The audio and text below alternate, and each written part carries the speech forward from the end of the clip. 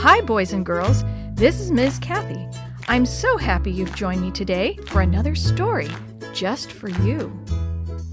How I Grew 8 Feet in 6th Grade by Karl Haffner. Suddenly, I felt 2 feet tall. Just as I was strutting past my secret heartthrob, Linda, the petite blonde beauty queen of Cedarbrook School, Mike started his joshing. "Hey, Karl," Mike chided, "I heard you signed up for a computer dating service and they sent you the number for dial-a-prayer." Linda and her clique erupted in giggles. "You have the intelligence of a stop sign," I fired back. "Someday," I determined as I raced to math class, "I'm going to show that bully Mike. Maybe then Linda will like me."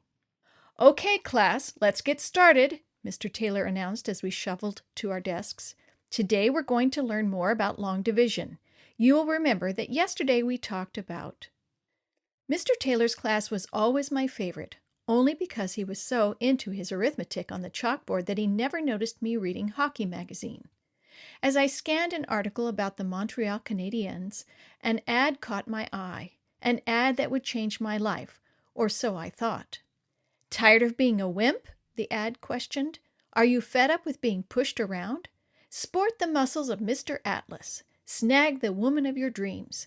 This secret weapon to eternal health is guaranteed or your money back. Send only $19.95 to Muscles, P.O. Box 44462, Livingston, New Jersey, 07039. That'll show Mike, I daydreamed. What will he think when Linda's chasing me? I envisioned Linda coddling my bulging biceps.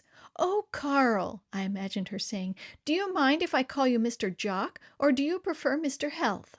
"Mr. Health," I mused. "It's got a nice ring to it. Maybe I'll host my own TV show someday, Mr. Health's Aerobic Hour." At last the package arrived in the mail. I ripped into it like a kid at Christmas. It dropped to the floor. In shock, I stared. 4 long silver springs with red handles on both ends. That's all it was. How can that cheap contraption make me Mr. Atlas, I wondered. Yet to snag Linda and snuff Mike, anything seemed worth a try.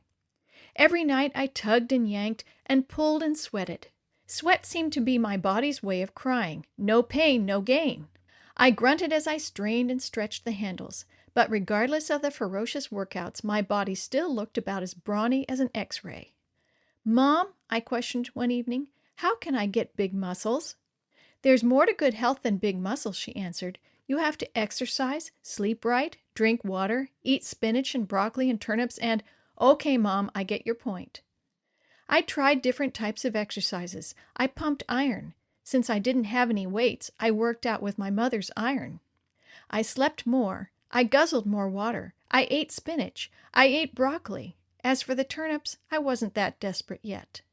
A month slipped by. Nobody accused me of taking steroids. Nobody called me Mr. Atlas. Nobody called me Mr. Health. But with a little imagination, and with the right light and mirror, and if I flexed hard enough, I could detect the beginning hint of ripples that resembled biceps. But Linda never noticed. "Dear God," I prayed one evening, "I hate myself. In fact, everybody hates me. Mike has all the muscles and girls and friends, and I don't have anything. How can I get Linda to notice me?" God didn't answer until the next day at school. "It's time for recess," Mr. Taylor announced. I raced to the restroom to change into a new Gold's Gym tank top. I figured the day had come for me to flaunt my new physique. Just as I was leaving the restroom for the ball field, I heard a whimper in the stall. Freezing in my tracks, I asked, "Who's in there?" "Nobody," replied the whining, squeaky voice. Pulling the stall door open, I stared at a chubby little boy slumped in the corner. His tears burned reddish trails down his pudgy cheeks. "What's wrong?" I asked. "Oh, nothing." "What's your name?" "Oh, nothing." "That's not your name." "Hank." "Hank, huh?"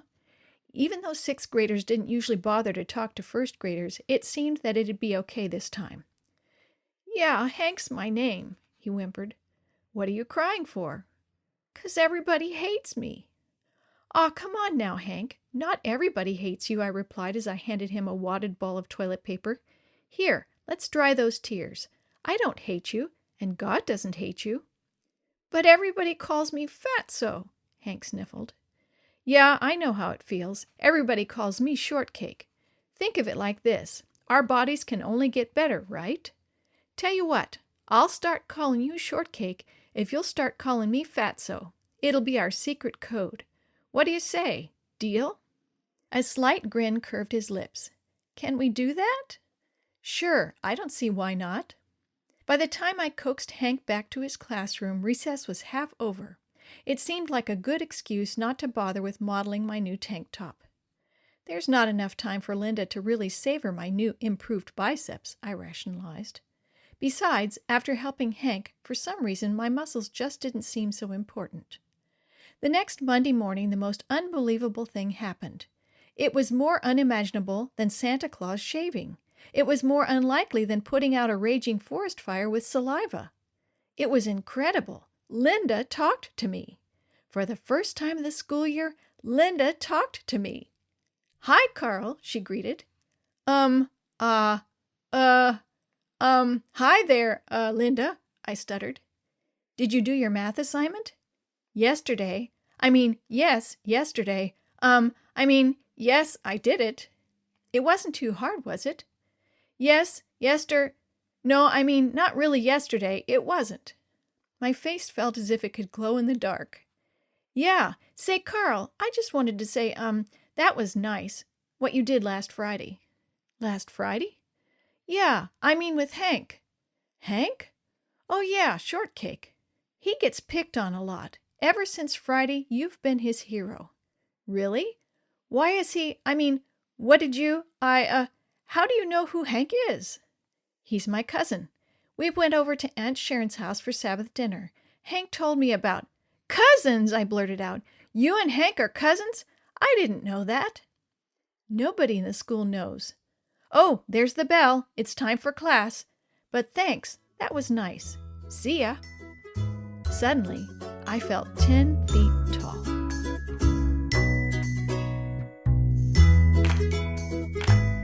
The story you have heard today is from Guide's Greatest Stories, written by various authors and compiled by Randy Fischel, and used with permission from the Pacific Press Publishing Association.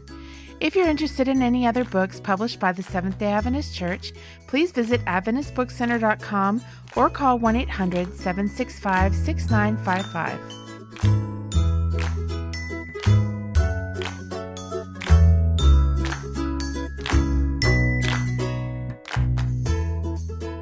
This podcast is a production of the Carolina Conference of the Seventh-day Adventist Church.